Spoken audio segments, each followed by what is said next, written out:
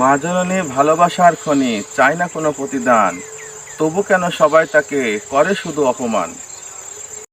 যে মা তোমাকে রাখলো গর্ভে 10 মাস 10 দিন ধরে, বুঝবে তুমি যখন তোমার মা জননী যাবে মরে। সবাই যখন মুখ ফিরাবে তোমার থেকে দূরে, ভালোবাসার শীতল ছায়ায় নিবে আপন করে।